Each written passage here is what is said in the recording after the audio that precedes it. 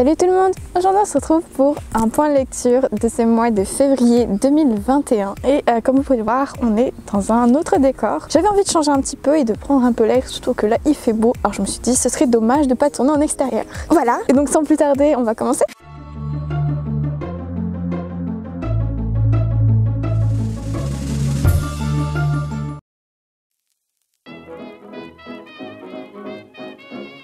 J'avoue que j'ai l'impression d'avoir un peu moins lu pour ce mois de février parce que il s'est passé pas mal de choses, notamment au niveau des cours, au niveau personnel parce que je me suis fait opérer des dents de sagesse, donc c'était dur de tourner à ce moment-là. J'ai pas vraiment pu le lire non plus. Du coup, c'est un peu un mois où il y a peut-être moins de livres que d'habitude, mais il y en a quand même pas mal, je vous rassure. J'ai quand même pas mal de livres à vous présenter, mais j'en ai lu beaucoup moins que d'habitude, je trouve. J'ai commencé ce mois de février avec La fin des temps de Haruki Murakami.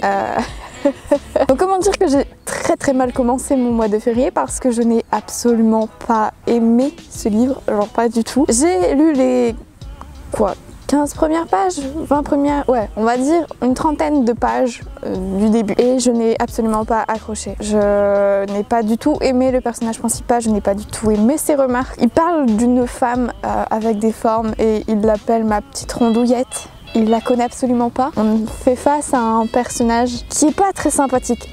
Comment vous dire que d'entrée de jeu, il est dans un ascenseur, déjà un ascenseur qu'on décrit pendant je crois une dizaine de pages, une quinzaine de pages et je veux bien les descriptions. Pourquoi pas si ça a du sens, si ça apporte quelque chose à l'intrigue, mais là c'était juste la description d'un ascenseur et je voyais pas le rapport avec l'histoire. Donc déjà ça m'a un peu refroidi. Et en plus de ça, on a le droit à un personnage principal qui est juste mais exécrable au possible. J'avais envie de l'étriper. Il voit une femme avec des rondeurs et la première chose qu'il se dit c'est oh je la ferais bien, j'ai jamais testé de grosse.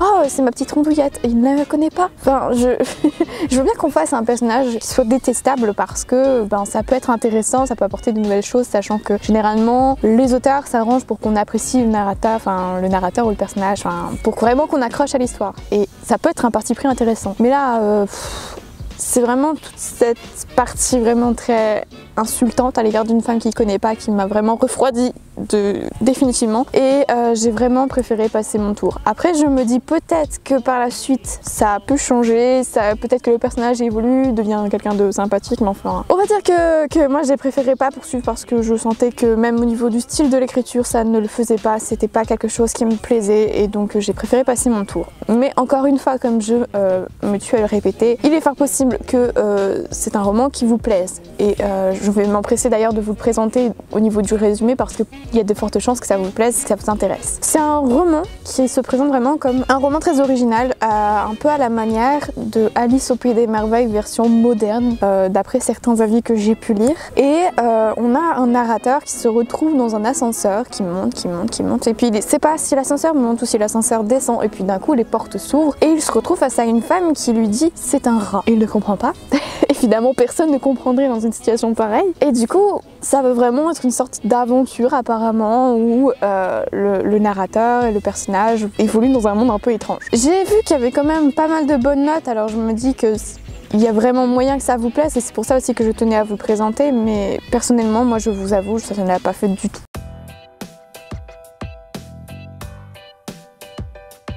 Ensuite, dans le cadre d'un cours de littérature, j'ai lu Atala Renée de Chateaubriand. Donc, comme je le disais, c'est pour les cours, c'est un classique de la littérature et c'est une œuvre qui va se placer un peu avant le mouvement du romantisme.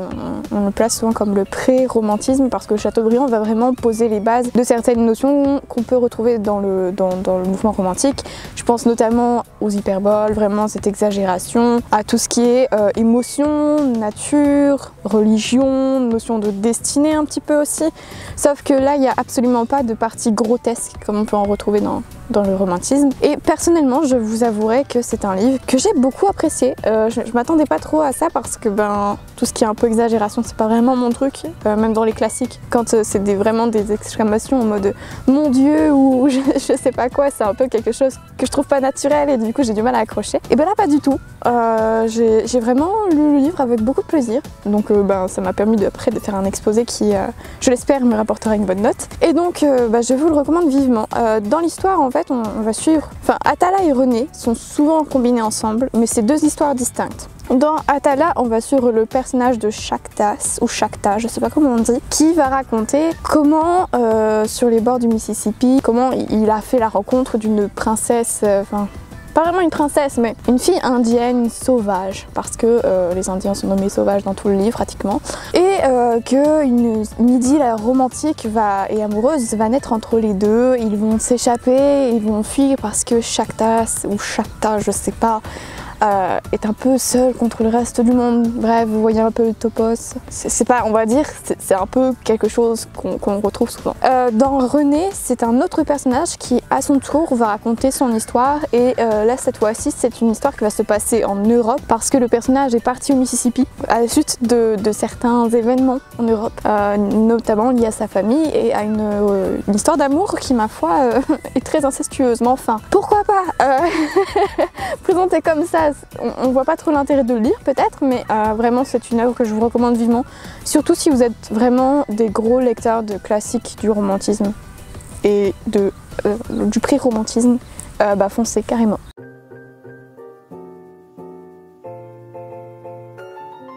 Par la suite, dans ce mois de février, j'ai lu Le Tatouage de Jérôme Pierrat et Alfred. Alors c'est une petite BD qui se place dans la collection BD Tech du Savoir, je crois, si je me dis pas de bêtises, et qui va s'attacher à expliquer plusieurs points, et notamment, donc, comme vous avez pu le deviner au vu du titre, là on va parler du tatouage, de sa perception et de sa pratique au fur et à mesure du temps. Et étant une grande fan du tatouage, j'ai beaucoup aimé apprendre autant de choses dessus, sur la pratique et sur la manière dont c'était perçu dans la société. On voit bien le changement, le côté un coup on aime bien, un coup on déteste parce que ça a une mauvaise connotation, c'est lié au crime et tout ça. Enfin vraiment il y a une évolution de la perception du tatouage, j'ai trouvé ça vraiment très intéressant. En plus de ça, c'est amené de manière très pédagogue. C'est pas on va te balancer masse de savoir d'un coup, tu vas crouler dessous. C'est vraiment progressivement à travers une petite histoire entre un prisonnier et un directeur de prison qu'on va faire des transitions entre plusieurs époques distinctes et on va vraiment te montrer l'évolution de la perception du tatouage. De manière générale, le ton de l'histoire est plutôt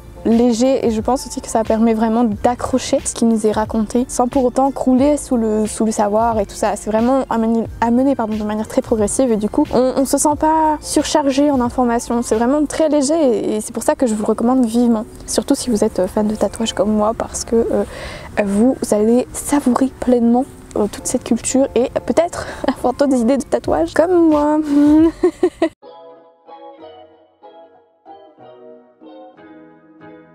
Par la suite, dans ce mois de février, j'ai voulu lire un peu de poésie parce que oui, je commence à m'ouvrir à la poésie. Aussi inconcevable que cela puisse paraître, je m'aventure de plus en plus vers ce terrain-là. Et du coup, j'ai lu Lieu dit l'éternité de Emily Dickinson. Du coup, comme j'ai pu le dire, c'est que je ne suis pas une grande fan et je me suis tournée vers une édition bilingue et je pense que ça a sauvé la mise parce que justement, j'ai pris davantage de plaisir à lire le texte en anglais, en version originale et à entendre un peu les sonorités parce que du coup, il y a vraiment un travail en poésie sur la sonorité de certains mots, de certaines phrases et là, avec la version VO, ça passait mieux. Donc de manière générale, dans ce recueil de poèmes choisis, c'est pas tous les poèmes que Emily Dickinson a pu faire, c'est seulement une sélection de la part des éditeurs. On va vraiment tourner autour de thématiques comme la vie, la mort, la perte d'être cher, le deuil, la solitude, la contemplation de la nature. C'est vraiment plein de thématiques comme ça qui sont empreintes de l'expérience personnelle de l'auteur puisque, on peut le dire, elle a eu une vie très tragique et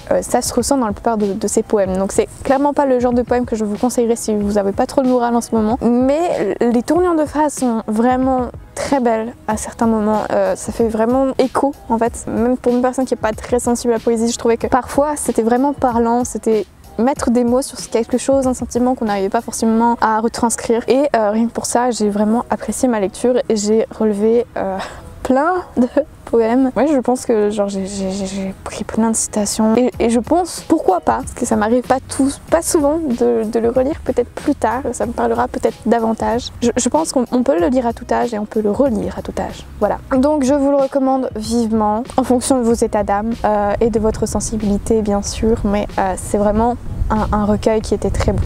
J'ai juste c'est peut-être chipoté, mais c'est un truc qui m'a un peu perturbée dans ma lecture, c'est que la version traduite des poèmes. La mise en page n'était pas forcément respectée par rapport à la mise en page originale. Et ça m'a un peu chagrinée quand, à la place de virgule, on mettait des tirets quadratins, je crois qu'on dit ça comme ça. Et du coup, ça fait vraiment, comparé à la virgule où vraiment c'est une fluide, il y a quelque chose de fluide, le tiret vraiment stoppe la lecture. Et j'ai trouvé ça dommage parce que ça a vraiment compliqué ma lecture. À certains moments, il y a des poèmes où il y en a partout. Et c'est juste pas possible, je comprends pas du tout l'intérêt, donc c'est un peu dommage.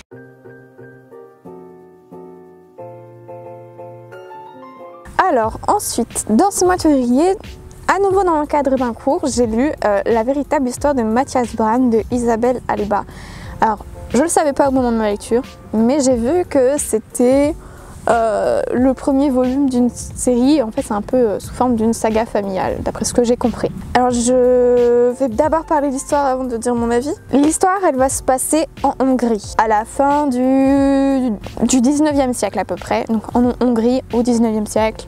Voilà. Et on veut vraiment se placer dans un contexte ouvrier, principalement, où on commence à avoir des réflexions sur la situation ouvrière, sur les conditions de travail. Et petit à petit, il y a une évolution de la pensée et des revendications qui émergent, donc une sorte de révolution qui va s'opérer et une organisation aussi qui va se faire pour justement changer les choses, parce que les hommes étant partis à la guerre, ce sont les femmes qui vont se retrouver à devoir travailler en usine à la place des hommes et qui vont vraiment se retrouver confrontées à moins d'argent que les hommes alors qu'elles font le même travail, vraiment plein d'injustices comme ça. Et sur l'idée, j'ai trouvé que l'histoire était vachement intéressante, ça m'a vraiment attirée, j'étais très intriguée et j'avoue que malheureusement j'ai eu quelques difficultés durant ma lecture. En gros, mon gros souci, ça a été tout ce côté politique. Je suis une quiche en politique et je crois que je l'ai déjà dit dans un autre point lecture, dans une autre vidéo, et ça a vraiment été un peu un frein parce qu'il y a vraiment ce côté politique,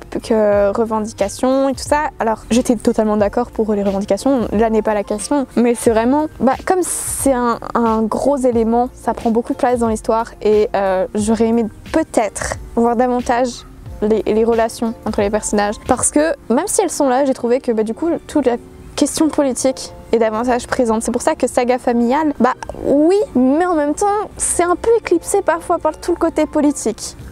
Pour autant, vraiment, il y a une qualité stylistique de la plume, c'est indéniable. C'est des phrases avec des tournures vraiment parfois qui font réfléchir, qui mettent, comme pour Emily Dickinson, qui mettent le doigt là où il faut, qui arrivent à retranscrire complètement une idée qui pourrait nous sembler difficile à formuler. Et puis oui, même les personnages sont vraiment très intéressants. J'ai trouvé que c'était des personnages qu'on pourrait qualifier comme des personnages féministes, parce que ce sont des femmes fortes qui vont revendiquer leurs droits, qui vont dire ça ne va pas, on veut changer ça. Donc oui, absolument oui, mais si vous êtes branché sur tout ce qui est politique, vous n'aurez aucun souci et vous kifferez, mais genre du début à la fin. Moi j'avoue que vers la fin, tout ce qui était politique, ça m'a un peu...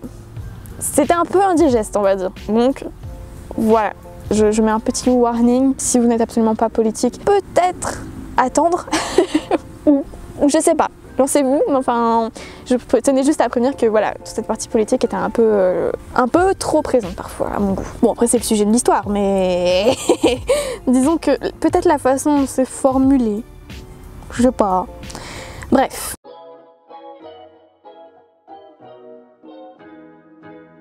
Alors, ensuite, dans ce mois de février, j'ai lu Belle Amie de Maupassant. Et oui, pareil que pour la poésie, il faut croire que je change. Je me réconcilie progressivement avec Maupassant parce que j'ai eu de très mauvais souvenirs avec Maupassant. Je me souviens notamment du Horla.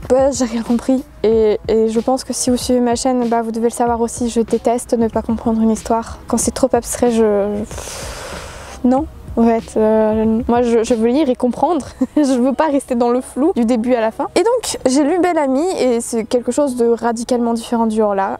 Je pense aussi que ça participe au fait que j'ai plus apprécié. Donc dans Belle Amie, on va suivre le personnage du coup de Georges Duroy qui, si mes souvenirs sont bons, vient de revenir d'Algérie où il était soldat. Et donc il est là, il est de retour dans la capitale et il erre un peu comme une âme en peine parce qu'il n'a pas de travail, il a quitté sa campagne et puis il repense à la guerre, à toutes les violences de la guerre également, parce que c'est pas un saint notre Georges Duroy. On sent qu'il a fait pas mal de choses répréhensibles, on va dire, en Algérie. Et donc il retombe sur un ami qui était avec lui à cette même guerre et qui lui par contre a clairement réussi. Il est, je crois, si mes souvenirs sont bons, un journaliste qui gère clairement une rubrique entière. Donc il est bien placé, il a une femme magnifique que Georges Duroy regarde avec admiration et il se dit comment il a réussi à avoir une aussi belle femme, voilà. Donc on sent tout de suite que lui veut autre chose que la vie qu'il a actuellement. Et vraiment toute l'histoire va tourner autour de son ascension sociale dans un monde plus bourgeois qu'aristocratique qui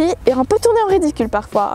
Voilà, c'est vraiment, on sent qu'il y a quelque chose pour dénoncer derrière avec tous ces personnages, on va dire autant coudeurs, qui ont vraiment des idées parfois un peu loufoques. Et donc si mon résumé est assez compréhensible, je pense que vous avez deviné, mais on se retrouve clairement face à la figure du parvenu, de l'ambitieux, la figure de l'ambitieux qui commence tout au bas de l'échelle sociale et qui finit tout en haut. Et donc, mon avis, je vais être honnête, mais même si Georges Duroy ça n'a pas été le personnage le plus sage au monde, j'ai pris plaisir à le voir un peu tourner en ridicule cette société qui ne pense qu'à l'argent, qui n'est motivée que par ça, et en même temps le fait de voir Georges Duroy qui finalement se retrouve un peu rattrapé par les mêmes travers, c'est quelque chose de très agréable, vraiment. Et d'autant plus qu'on a à côté de ça vraiment une galerie de personnages féminins que j'ai trouvé très intéressant, qui, contrairement à d'autres personnages, chez Maupassant, d'autres personnages féminins où j'avais eu plus de mal, là j'ai vraiment apprécié les lire, je me souviens plus de leur nom, mais justement la femme de l'ami de Georges Duroy, qui, on le sent, est en réalité celle qui écrit véritablement les articles pour son mari, et qui en même temps revendique clairement une liberté. Elle est là en mode, je veux vivre ma vie comme je l'entends, si je t'épouse, je décide d'avoir des amants à côté, tu n'auras rien à me dire, je n'aurai pas de compte à te rendre. Donc clairement, un personnage que j'ai apprécié, mais que j'ai apprécié de bout en bout. Et à côté de ça, on a vraiment d'autres personnages qui sont tout aussi intéressants, d'autres personnages féminins, j'entends. Je crois que c'est Marelle, Madame Marelle, je sais plus du tout les noms, je suis vraiment désolée, je retiens tellement peu les noms des personnages. Et donc ce personnage-là, elle est amoureuse et elle va tout faire pour vivre clairement son idylle amoureuse. Et donc, voilà, c'était pour moi aussi un autre gros point fort de ce roman. Mais gros warning, il y a une scène justement entre Madame... Je vais l'appeler Madame Marelle, je sais pas comment elle s'appelle, je me souviens plus, mais entre cette femme et Georges Duroy, il y a une scène que j'aurais tendance à qualifier comme étant une scène de viol. Ou en tout cas une scène un peu trop ambiguë à mon goût. C'est-à-dire que la tournure de phrase laisse vraiment entendre que Georges Duroy force la main de cette femme en la déshabillant alors qu'elle est en train de dire non. Enfin même toute la scène en elle-même est vraiment très étrange et j'avoue que je suis restée un peu dubitative à me demander est-ce que volontairement on te fait croire que c'est une scène un peu de viol, c'est très étrange comme phrase mais enfin je pense que vous comprenez l'idée. Donc c'était vraiment une scène qui m'a particulièrement perturbée, qui m'a vraiment dérangée. Après vraiment si vous avez une réponse, si c'est une scène de viol ou pas, dites-le en commentaire parce que je serais très curieuse. J'ai essayé de faire des recherches pour savoir s'il y avait que moi qui trouvais que c'était vraiment très étrange comme scène d'amour, mais j'ai pas vraiment trouvé de truc très concluant, donc je me dis peut-être que c'est moi qui m'a interprété, donc bref. N'hésitez pas à me dire votre avis en commentaire, ça pourra m'aider. Mais mis à part cette partie-là, de manière générale, ça a été quand même une très bonne lecture et une lecture très surprenante dans le sens où je m'attendais pas forcément à l'aimer autant. Donc c'est pour ça que je vous le recommande, mais je mets un warning pareil que pour La véritable histoire de Mathias Brann parce que je sais pas trop, c'est un peu ambigu et si vous êtes sensible, si vraiment ce sont des scènes que vous ne voulez absolument pas lire, passez votre chemin parce que dans le doute, je pense qu'il vaut mieux vraiment passer son chemin. Il y a d'autres œuvres littéraires qui peut-être sont plus intéressantes.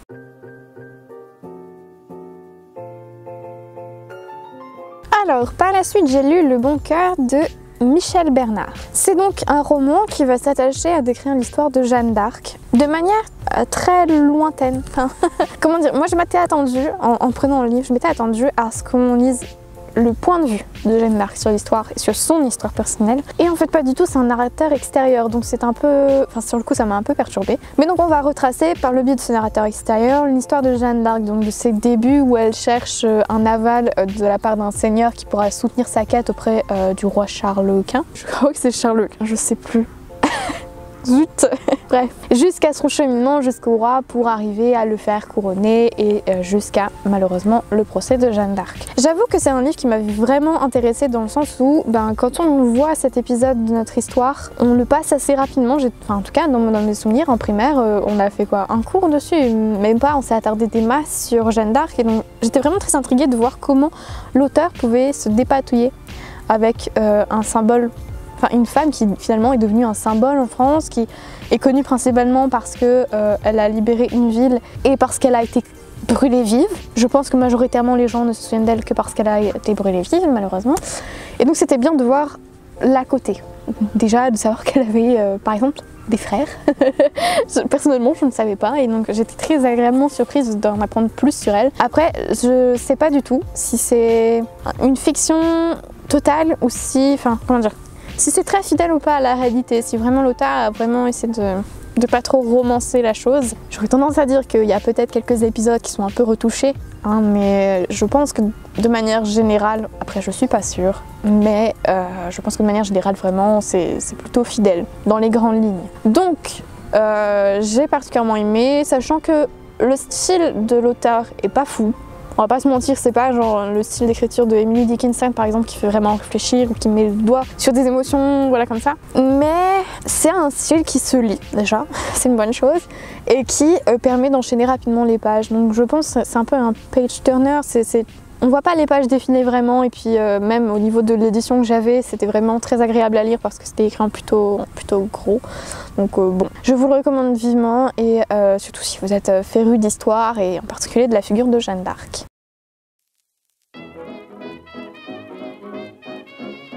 Et enfin, parce qu'on approche de la fin, j'ai lu un incontournable de la littérature féministe. J'ai lu Une chambre à soi de Virginia Woolf. J'en ai entendu tellement parler, genre vraiment c'est un roman dont on n'arrête pas de me parler, de me dire faut que tu le lises, oh celui-là il est bien, tout, faut que tu le lises. Et du coup je l'ai lu et ça a été un peu compliqué. Je vous avouerai que je pense que j'étais pas dans le bon mood pour le lire. Parce que comme c'est sous la forme un peu d'un essai, c'est un peu compliqué de se mettre dedans. Mais grosso modo, dans ce livre, Virginia Woolf va proposer au lecteur de suivre sa réflexion sur la question de la place de la femme dans la littérature. Sur la place de la femme et la littérature, sa relation avec la littérature, sa relation économique dans la société. Plein d'aspects comme ça qui sont tellement intéressants et qui sont malheureusement encore d'actualité de nos jours, où on peut toujours se questionner dessus. Donc sur ce point-là, j'ai vraiment kiffé parce que Virginia Woolf, comme elle propose une réflexion, en fait c'est très compliqué à décrire, mais elle réfléchit, elle note ses réflexions qui évoluent au fil du temps, au fil de la lecture, et en fait on suit vraiment le cheminement de ses pensées, et je trouvais que c'était très pertinent parce que justement ça brise un peu le code de l'essai qui va vraiment proposer une réflexion aboutie, et tandis que là bah non, la réflexion se construit au fur et à mesure des chapitres, des pages, et c'était vraiment quelque chose de très intéressant. Après ça reste un essai, et je pense par contre que même si c'est intéressant fois 1000, c'est peut-être pas à la portée de tout le monde parce que justement c'est ce côté très réflexion. On va dire c'est compliqué. Si on n'a pas la tête à ça, genre comme moi, où j'avais pas forcément l'esprit à ça, j'étais un peu dans le cake avec les médocs, mais en soi ça a quand même été une très bonne lecture et c'est pour ça que je vous le recommande parce que c'est un incontournable et surtout au niveau de la littérature féministe et puis même les réflexions, comme je le disais, elles sont toujours d'actualité, donc ça permet de reconsidérer un peu ce qui se passe autour de nous et de se dire ah merde, il y a toujours le souci, aujourd'hui c'est pas normal. Donc vraiment, foncez si vous le voulez, si vous le pouvez, parce que c'est trop bien.